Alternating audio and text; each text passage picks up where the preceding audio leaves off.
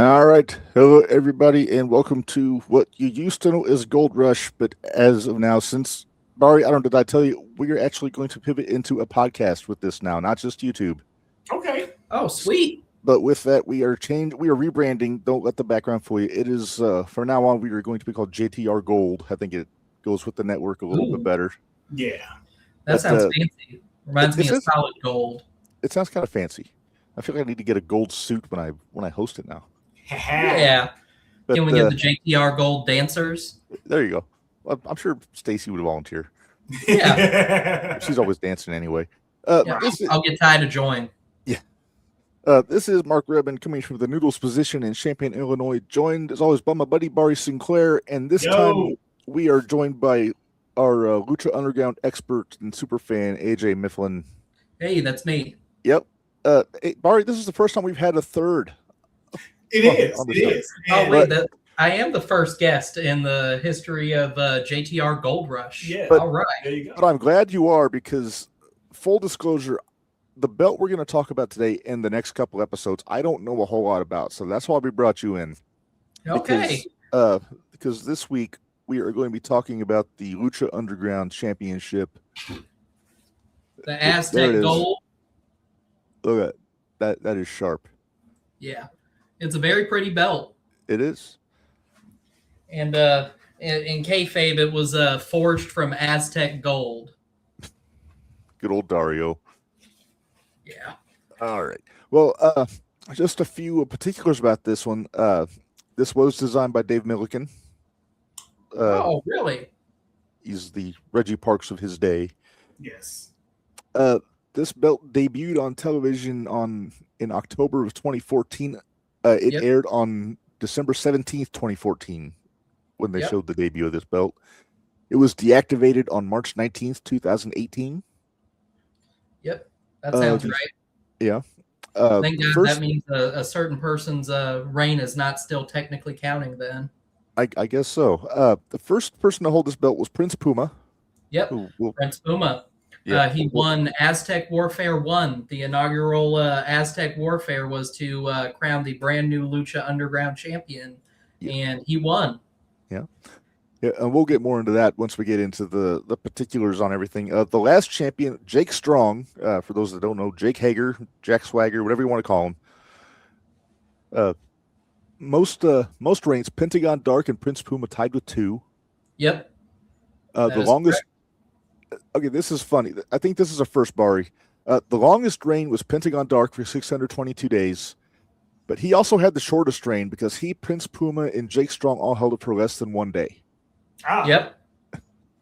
Yep. Well, the number of days on the reign is a little weird because they weren't a wrestling promotion that ran all year like most wrestling promotions.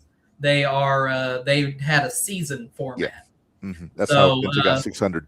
If somebody won their title on the last episode, Ultima Lucha of the season, and didn't defend it until the beginning of the following season, their reign may be several months longer than it actually was. Okay. And also with their taping, somebody may have held the belt for a few months on TV, but in reality, they won it at one taping and dropped it at the next. So the reign number of days are probably a little wonky with this belt as opposed to most belts we've talked about on the show. Gotcha. Let's talk about the belt itself here. Here's a good look at the main plate on it here. You're holding it in hand. I got a closer look here just to get a better view of it. It's got the mask, the logo for Lucha Underground right in the middle there. Mm-hmm. But it's like you said, they said that it was forged out of Aztec gold, and it's really got that old style, like tribal design almost on it.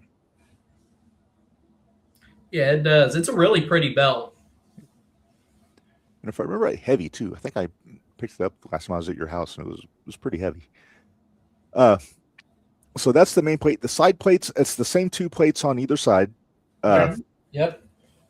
And each one, it's a slightly blurry view there, but AJ, do you know what this is supposed to be here on the? Well, if I'm looking at it, It probably has something to do with the Aztecs, would be my guess. That would be my guess, or something, or it might have just looked cool. I'm not entirely sure if these are supposed to represent anything in particular, but the belt does look pretty. It really does. I like that one better than the AAA belt, the Mega Championship that Dom Mysterio has right now. Yeah. Let's see here. I just want to see if there's anything. I don't see anything saying specifically what those designs are on the side plates, so we'll just move on. I'm not sure if they were supposed to be anything in particular, or if it just looked cool and went with the design. Yeah. Here's a. Yeah, there we go. Yeah, that's a pretty belt right there. It's a beauty, that's for sure. Yes, it is. I like all the great detail just in the main plate. Just the great inscribing it has on it. Yeah, like all around the edge, right around here where you see there's all sorts of intricate small details all throughout the belt. Yeah, there was definitely a lot of work put into that. Yeah. All right. Well, let's get into the meat of it here. First things first, we got to talk about the championship history. So let's get into it. We mentioned the first champion, AJ, you said he won the first Aztec Warfare match. It was Prince Puma. Yep, Prince Puma won the first Aztec Warfare. And should we break kayfabe? And for those that don't know who Prince Puma was, should we just out him right now? We might as well. I think everybody and their mother knows who Prince Puma was at this point. It is Ricochet. Mm-hmm. Back when we liked Ricochet. Yeah. The light-skinned kingpin. Yeah. No, this is certainly not the Ricochet you see in AEW. This was a man of few words fighting babyface Ricochet. It was Prince Puma. Mm-hmm. And he was billed at being from Boyle Heights, California, which is where the temple was. So he got to be the hometown babyface, and nice. He was the number one guy pretty much his entire time in the promotion. Mm-hmm. Now, he wasn't there the entire run because eventually he went to NXT. Yep, at the very end of season 3 was when he signed with NXT. So season 4, Prince Puma was not there at all because he was flipping over ropes to stare down the Velveteen Dream and what have you at the time. Yes. Good stuff. Yeah, that was a wonderful spot, wasn't it? Yeah. So Puma held the title this time around for 196 days. Mm-hmm. From Aztec Warfare, he didn't drop the belt until the very end of the season at Ultima Lucha, which was their season finale show. Mm-hmm. Yeah, it's April 19th, 2015, and he dropped the belt to Mil Muertes. We got him right there. I couldn't find a picture of him on his throne. That is correct. He dropped it to Mil Muertes at Ultima Lucha, and then the following season, season 2 started. There was a little bit of a redesign to the temple. Mil Muertes had a throne that was overlooking the ring that he would be watching the matches throughout the night, holding the belt and watching everything. And then when it was time for him to wrestle, he got down off of his throne and descended down to the ring. It was pretty badass. And I mean, you look at Mil, and Mil looked like a star. I mean, yeah. Look at that guy. Mm-hmm. Now, again, I'm kind of a rube. He never really got exposed on American TV outside of this, right? He was mainly in Mexico. Yeah, unless you count his run as Judas Messias in TNA. Mm-hmm. Okay, so it's Ricky Banderas then. Yeah. Okay. That's who that is under there. Okay. Yeah, I need some clarification also because I didn't get the O-Ray network, so I didn't watch Lucha Underground. Full disclosure. But yeah, Mil Muertes, it was a whole different vibe than when Prince Puma was champion, because Prince Puma was the fighting babyface, mm-hmm. and he had some great matches during that run against Johnny Mundo. They had Johnny Mundo versus Puma all night long, and that was an Iron Man match, mm-hmm. and it was called All Night Long because they had 1 hour episodes, so it was all night long. Nice. And he also had good matches against Brian Cage, and my personal favorite, it's not making the top 5 list, but it's my personal favorite. I love Prince Puma's match with Hernandez. Oh, Hernandez. I imagine he could throw Puma a good distance. he gave him a border toss right into the apron. Oh. And that just yeah. But yeah, and so you go from that to Mil Muertes, who was your dark, creepy monster heel. Mm-hmm. And at the time that Mil Muertes was champion, Dario Cueto had fled the country. So Mil Muertes' manager, Katrina, she took over being the booker of Lucha Underground while he was gone. Gotcha. And so it was the heel manager, and with his Disciples of Death, who were the trios champions, and his manager was booking the show. So it was very much Mil Muertes' house during this time. And yeah. I believe the tagline for it was, "The temple is a much darker place." Well, he held the belt for 217 days. Mm-hmm. And then he dropped it. I believe this is the first time the Gift of the Gods Championship got cashed in on November 22nd, 2015. The first successful Gift of the Gods cash-in. Yep, and there's that one. And we're going to do, that's our next episode. Our next episode is going to be Gift of the Gods. And that's a really interesting looking belt. Yeah, I brought this one up here too because it plays a part in several of the title changes we're about to talk about. Well, that belt got cashed in by one Rey Fenix, Phoenix in Lucha Underground. He was not Rey at the time. To clarify, when the Gift of the Gods title was first debuted, you had to give a week's notice with your cash-in because Dario Cueto is a promoter and he wants to be able to promote his title matches. Got to make the money. So Phoenix beat King Cuerno in a ladder match to win the Gift of the Gods title, and then immediately said, "Mil Muertes, next week I got you." Right. You know, I gotta say, I'm surprised. Going through the list of the champions, I'm surprised King Cuerno never held this title. Yeah, King Cuerno never held it. He never did. He did hold the Gift of the Gods title. Well, he was too busy being the supreme hunter and collecting things. So, and I guess maybe the championship wasn't on his mind. The few times I got to watch the show, he was probably my favorite guy to watch on Lucha. He had a very interesting gimmick. Yeah. He was the hunter, and he would show up when he was about to feud with somebody. He would show up and either perch on top of the office or somewhere in the crowd, and he'd just be looking at whoever and stalking them, and then eventually he'd strike, and he'd take something of theirs. I just remember, I think the first show I watched, it was him and Drago. Yeah. Oh, Drago, another one that never won the belt. Yeah. He did win the trios titles, though. Yes. Let's see. So Phoenix holds the title for 20 days until Aztec Warfare 2, which we did a watch-along of not too long ago. Yep, which actually, when airing, Phoenix won that belt, and then Aztec Warfare was the following episode. Okay. Because Aztec Warfare 2 was originally supposed to be a number one contenders match, but I'll remind you that at the time, Katrina is booking Lucha Underground, and she's Mil Muertes' manager. So after Phoenix wins the belt, she immediately makes Aztec Warfare for the title and makes Phoenix the number one entrant and Mil Muertes the number 20 entrant. But there were 21 entrants in that match, AJ.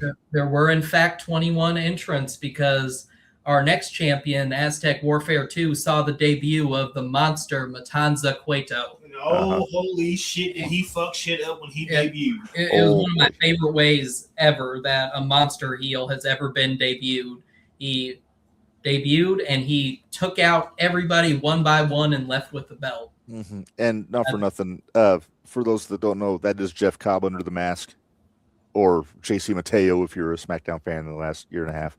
But Jeff Cobb, before New Japan Jeff Cobb is my favorite Jeff Cobb, but watching this, I mean, I was all in when I saw and he worked different when he was Matanza too than he works as Jeff Cobb. It was a much slower, more methodical style, and the big power moves that he did were like, whoa, holy shit. And he had been teased for the entire first season. You always saw vignettes of what is going on with Dario's brother. What is his brother that he keeps locked in the basement? So him debuting in Aztec Warfare 2 had a season's worth of build to it. So I'd say that's a hell of a payoff to a year worth of build is debuting and winning the belt.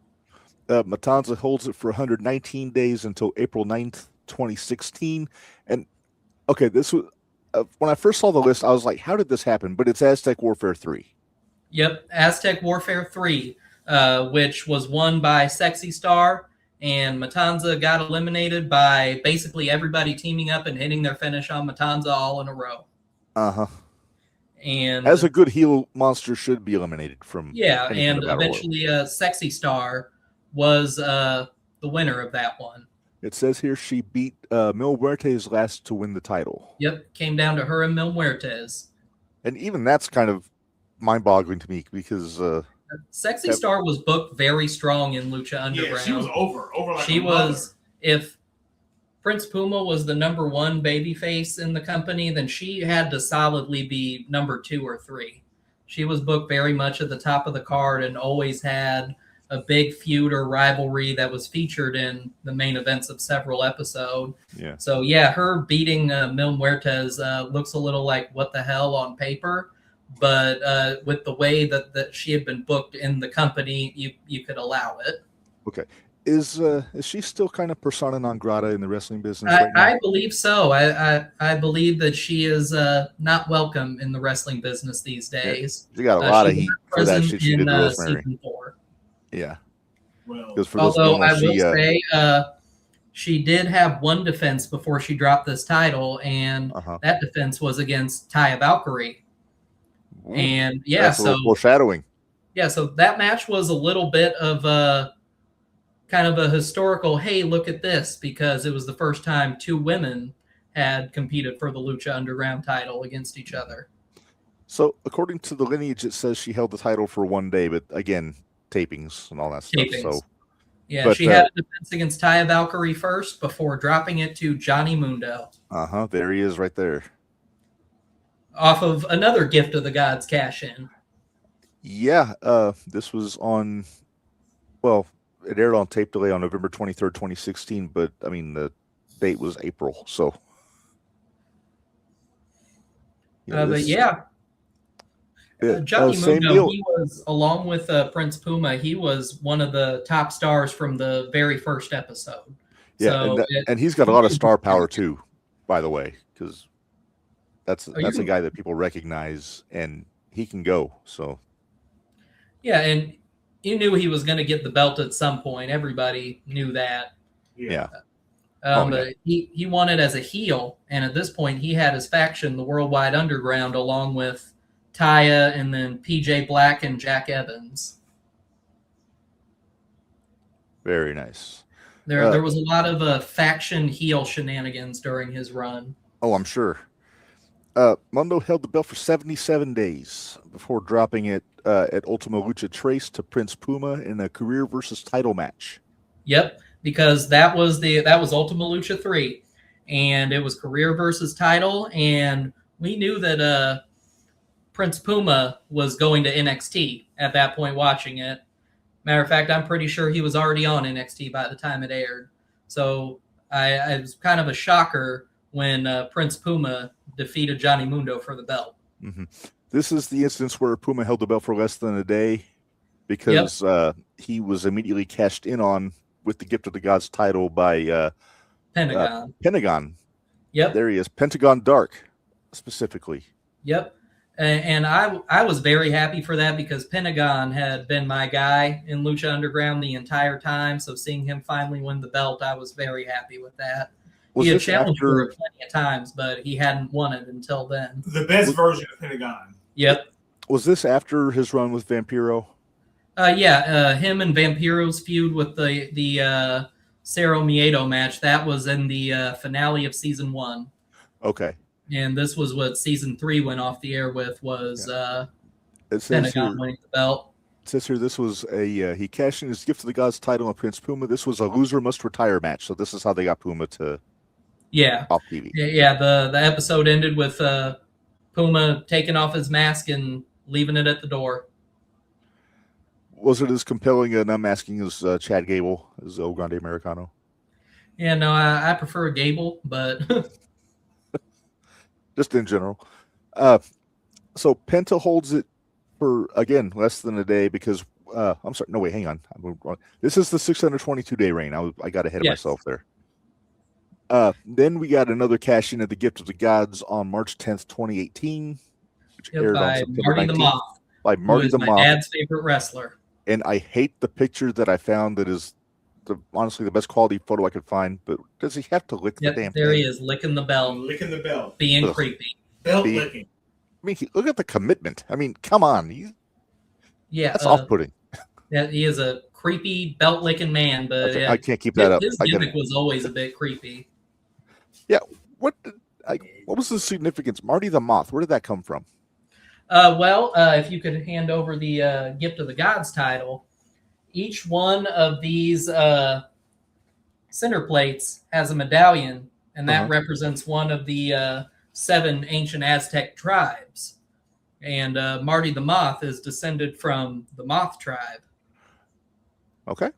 Yeah, so that's his claim to why he belongs in the temple, is that he is descended from that tribe, so he is Marty the Moth. Okay. He held the belt for 8 days. Yep. Before Ultima Lucha Quattro, and he dropped the belt back to Pentagon Dark. Yep. Penta got his rematch, and Penta beat him. Uh-huh. And then also, his valet at the time was Reclusa, who we now know today as Chelsea Green. All right. And she also had a match with Pentagon in the meantime. Pentagon got his rematch. Uh-huh. Well, Pentagon held it for about, again, less than a day before Jake Strong cashed in the Gift of the Gods. Yep. There he is. And then that leaves Jack Swagger, of all people, as your final Lucha Underground champion. The All-American American. Yep. Because the day after he won the title, March 19th, is when when the last Lucha Underground taping happened. Yep. And they were never renewed for season 5, and that was it. That's what we end on. There's a lot of speculation that there might be a reboot with I'd be interested in that, but who can AAA you realistically get for it between AEW and WWE contracts? I bet Big Rick is still available. I would be happy to see Big Rick. He was an integral part of the beginning of season 1. Yes, he was. Big Rick, for those that don't remember, Ezekiel Jackson, if you're in the know. Yep. I enjoyed Big Rick at the beginning of Lucha Underground. He was a recognizable face, and he was a big monster heel that Prince Puma could bounce off of, Yeah. And he can come out and say, "I was the last Extreme Champion." Good, yeah. He really could, yeah. All right, well, let's move on. We're going to talk about the notable feuds for this championship, AJ. So what do you got? So I did like a top 5. Oh, that's what we usually do. So you're good. And a lot of them, Lucha Underground tended to have more personal rivalries with backstory that would come around to being about the belt. Lucha Underground was very cinematic.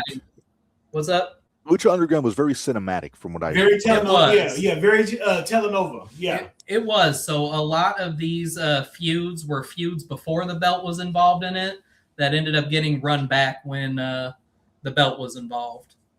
But number 5, I'm going to say Phoenix versus Mil Muertes. They had a feud for pretty much all of season 1 of Lucha Underground. And it ended up with Phoenix coming out on top. And Phoenix was the guy that had Mil Muertes' number.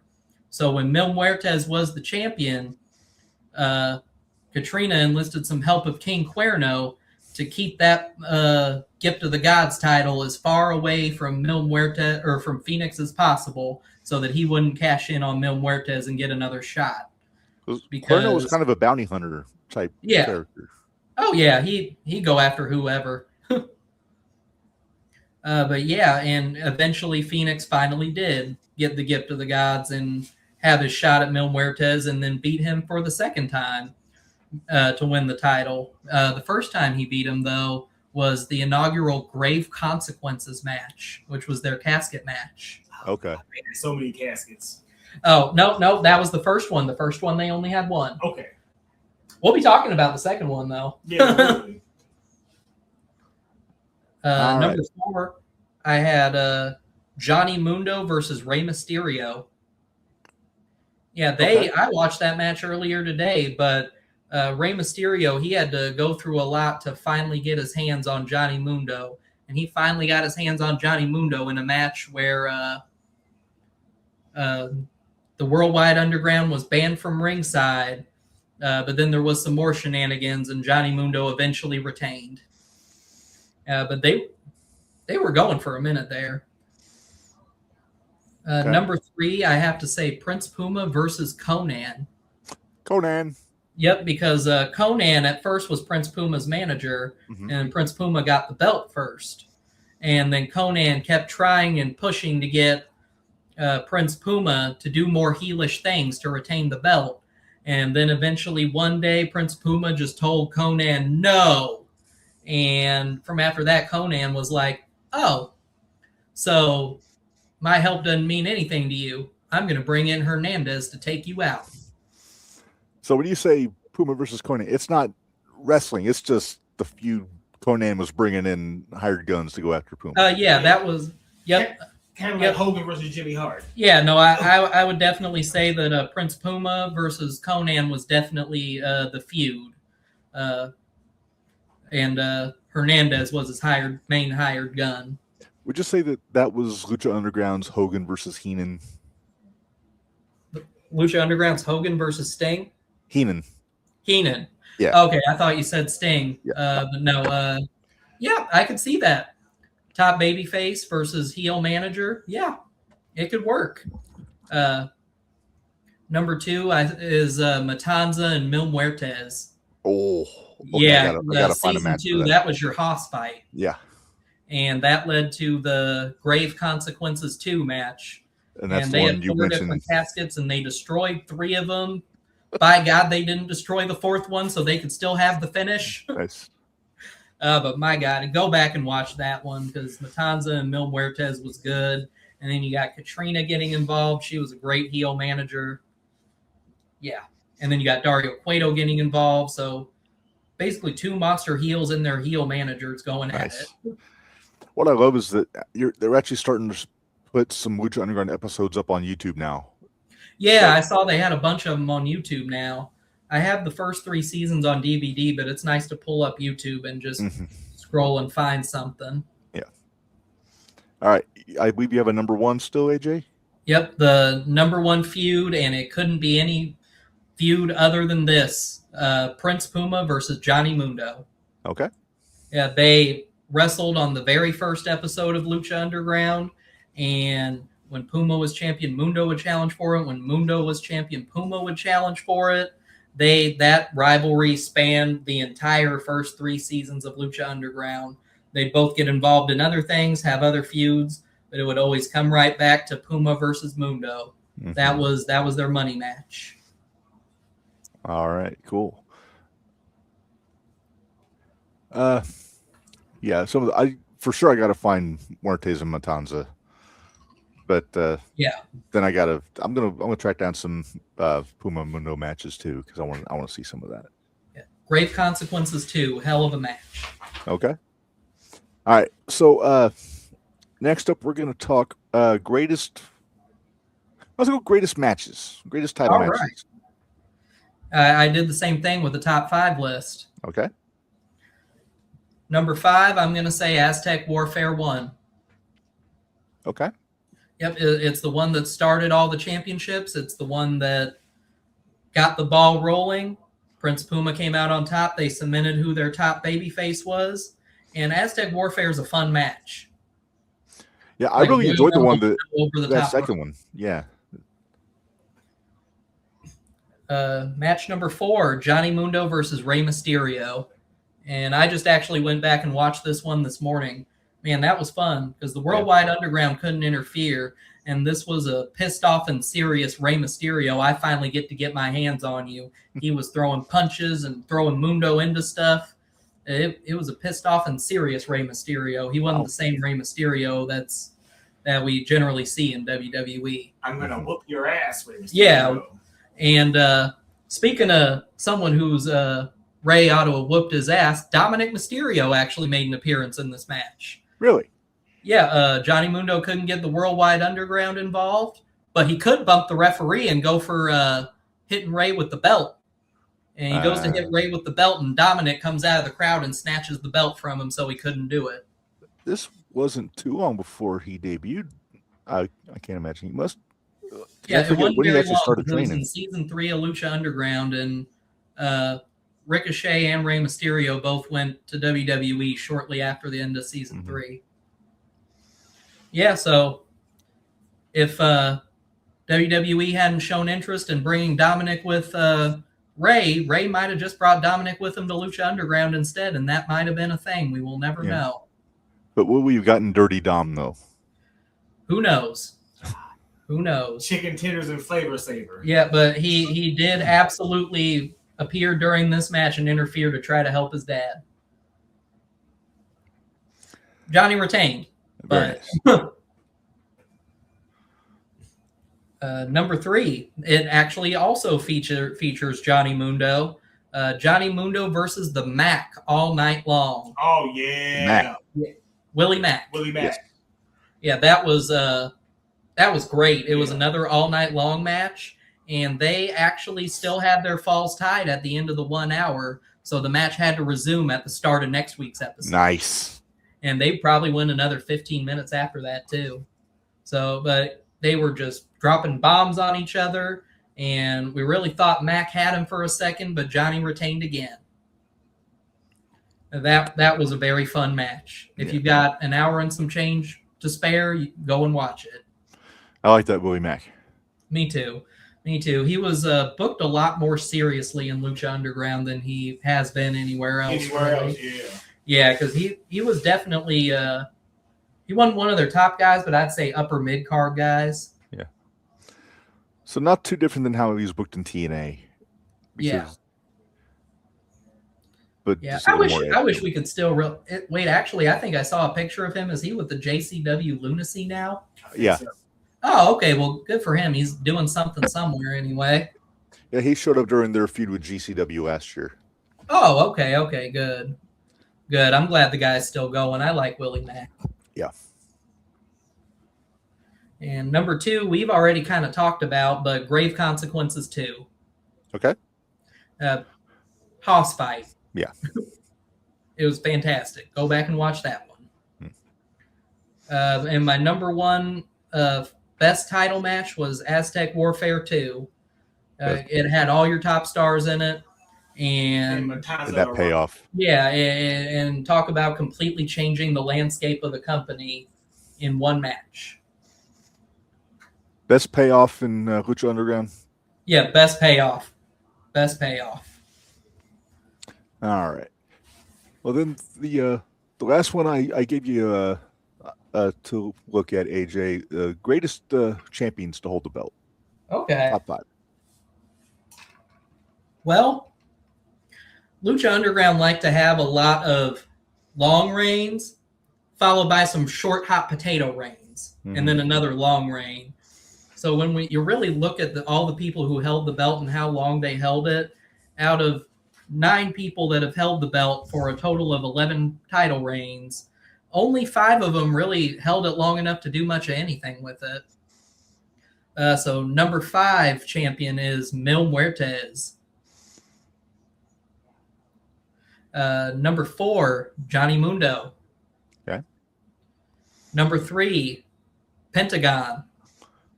Ooh, 3. Okay. Yeah, no, he was the champion at the company's lowest period, and he was a great fighting champion. Mm-hmm. And at the time when the show wasn't as good as it used to be, he kept you tuning in. And he was a fighting champion, and he was fantastic in that role.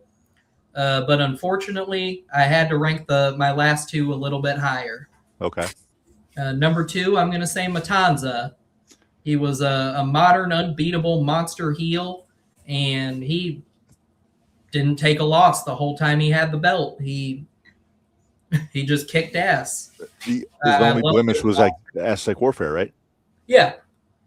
I love a good monster that dominates. Mm-hmm. And Matanza was that. Really, you could interchange any of the top 3 and have an argument. But number 1, I had to give it to Prince Puma. Sure. He was the guy. Yeah. Even after his title reign, he was still the guy. Whatever he was doing was still at the top of the card, and he was a made man. He was their franchise. What'd you say, Reb? But he was the franchise for Lucha exactly. Underground. Yeah, there is no Lucha Underground without Prince Puma. Whether you like Ricochet or not today, there was no Lucha Underground without him for the first 3 seasons.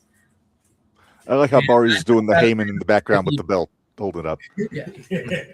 Yeah, 9 times out of 10, if you came across a clip from Lucha Underground during those first couple years, even if you didn't know what was going on with Lucha Underground at all, you saw Prince Puma.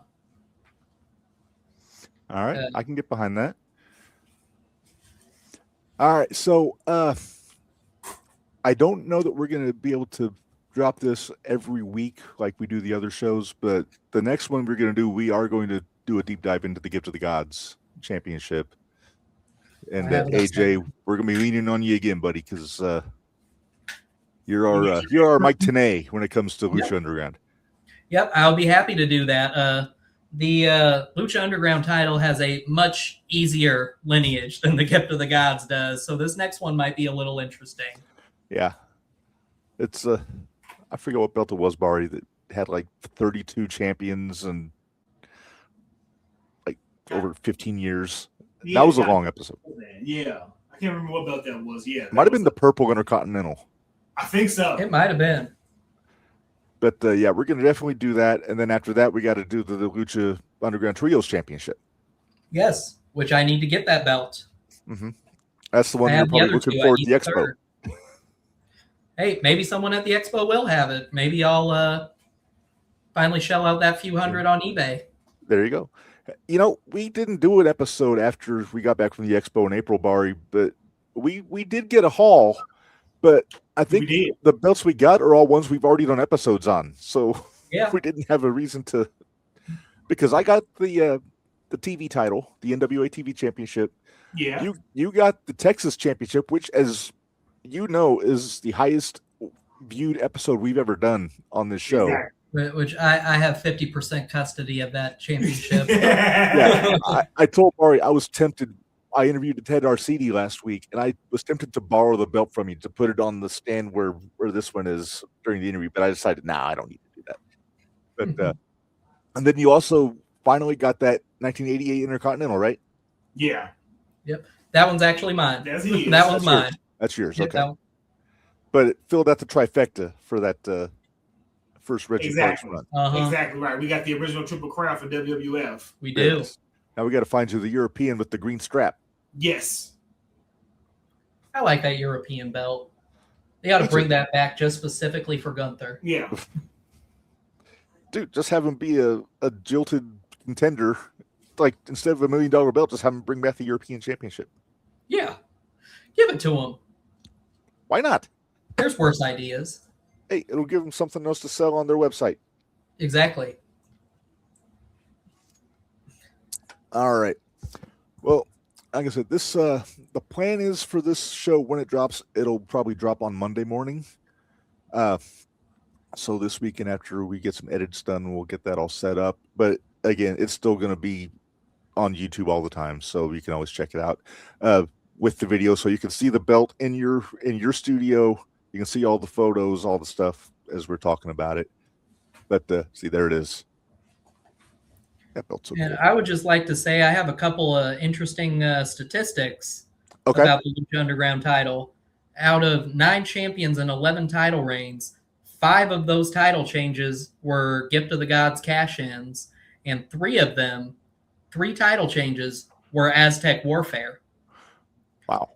Pentagon is the only luchador in Lucha Underground to walk into Aztec Warfare with the title and walk out with the title. Okay. Yeah. Once we get into the Gift of the Gods, we can get into more, but I will ask, how many failed cash-ins were there? There was a good few of them. I wouldn't have a number off the top of my head for that, because as soon as the belt would get cashed in, win or lose, all of the 7 medallions would get taken out of the belt again, and then there would be qualifying matches again to get each medallion. So it was kind of a constant, ongoing thing. Okay. Well, that's very cool. And like I said, this is something I need to do a deeper dive on, because this is timely because Lucha's kind of been on the tip of a lot of people's tongue the last month and a half or so with what was going on in AAA, especially. Yeah, no, I've definitely seen more Lucha Underground stuff coming across my feed on YouTube lately. Barry, do you have any final thoughts about this belt? It's a great championship, and the matches were very exciting to watch. That's all you can hope for, right? Yeah. Eventually, we are going to do one on the AAA Mega Championship, but that one might be a little longer. Right. It'll be fun, though. Yeah. All right. Well, I think we are about where we can call this one an episode. AJ, thank you for helping me out because, like I said, no problem. You're right. You fucking killed it. Yeah, we'll do it again sometime about the Gift of the Gods. Yep, we will do that. That one I'm going to have to do a whole lot more prep work for. Right. We'll give you a couple weeks for that one there, and then we'll make it happen. But all right, so we're going to get out of here. Thanks everybody for joining us on this one. For Barry and for AJ, this is Reb reminding y'all, life is hard, work stiff. We'll see you guys next time.